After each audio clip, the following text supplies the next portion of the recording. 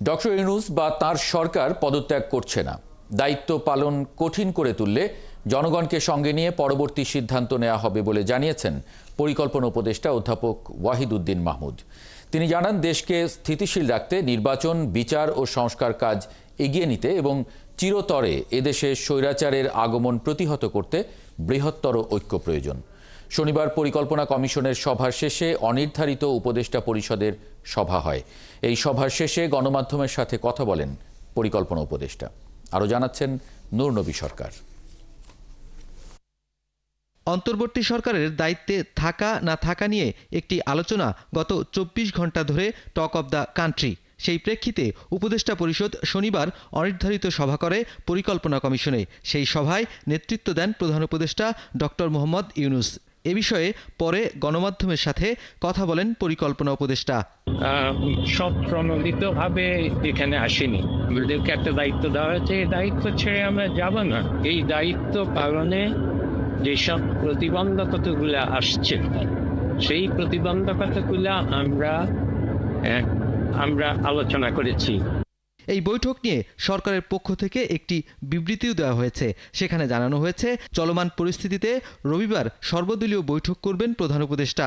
বলা হয়েছে, দায়িত্ব পালনে সরকারকে বাধাগ্রস্ত করা হলে জনগণকে সাথে নিয়ে পরবর্তী সিদ্ধান্ত নেওয়া হবে। বিভিন্ন জায়গা থেকে কি প্রতিবন্ধকতা হচ্ছে, আর কি প্রতিবন্ধকতা হচ্ছে, বিভিন্ন মন্ত্রণালয়ে সংস্কার কাজে আমরা এগিয়ে নিতে গেলে কি কি প্রতিবন্ধকতা হচ্ছে, সেগুলো আমরা দেখছি। এমন বড় পরিসরে গণ অভ্যুত্থানের লক্ষ্যের সকল শক্তিকে, রাষ্ট্রীয় সকল সংস্থাকে আমাদের এই লক্ষ্য অর্জনে সহায়তা করার জন্য।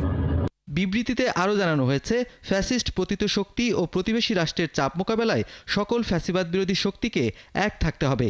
বিচার, সংস্কার ও নির্বাচন ইস্যুতে সবাইকে নিয়ে একযোগে কাজ করতে হবে।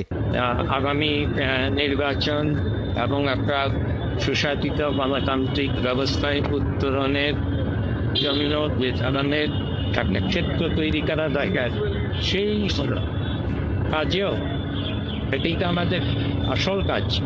সেই কাজেও কি কি প্রতিবন্ধকতা এখান থেকে আসছে, সেগুলো আমরা চিহ্নিত করার চেষ্টা করেছি এবং আমরা আহ্বান জানাবো।